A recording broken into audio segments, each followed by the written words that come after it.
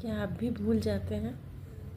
सीखा हुआ पाठ क्या आपको भी याद नहीं रहता है? हमारे बहुत सारे बच्चे हैं जो बहुत सब्जेक्ट की तैयारी करते हैं, बहुत सारे बड़े बड़े कंपटीशन की तैयारी, इंटर की तैयारी, मैट्रिक की तैयारी करते हैं और वो पाठ याद तो करते ज़रूर हैं पर वो भूल जाते हैं। तो क्यों भूल जाते हैं?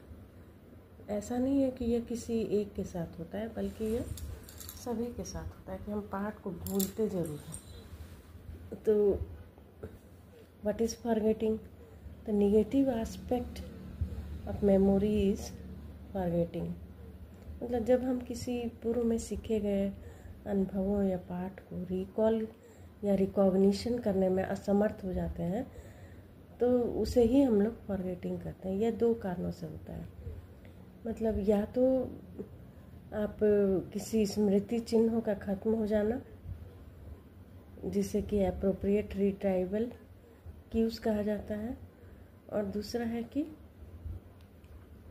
जो स्मृति चिन्ह आप भूल जाते हैं तो उसे ट्रेस डिपेंडेंट फॉरगेटिंग कहा जाता है। और कभी हम लोग क्यू की अनुपस्थिति होती है तो उसे क्यू डिपेंडेंट फॉरगेटिंग कहा जाता है।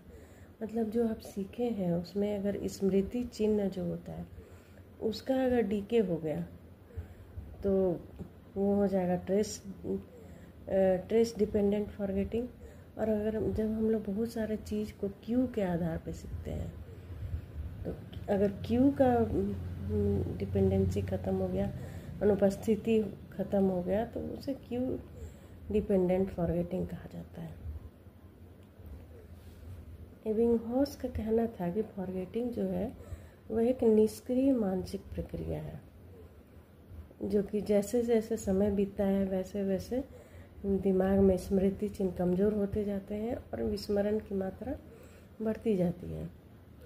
परंतु मिल्टन तथा इरविन ने बताया कि, और मूलर पिलजेकर ने बताया कि विस्मरण जो है वह सक्रिय मानसिक प्रक्रिया है, क्योंकि व्यक्ति बीते हुए समय के अंतराल में कोई नया पाठ सीखता है जिससे वह पहले के पाठ कमज़ोर पड़ जाते हैं और विस्मरण होता है। अर्थात बीते हुए समय में जब व्यक्ति सक्रिय होकर किसी पाठ को सीखता है तो इसे विस्मरण होता है। विस्मरण का क्या क्या कारण है? जैसे कि कुछ निरर्थक शब्द हो, उसको सीखने में कठिनाई होती है, अस्पष्ट शब्द हो, विषय की लंबाई पर भी डिपेंड करता है फॉरगेटिंग। और ये जो रिटेंशन होता है ये दो कारणों से होता है।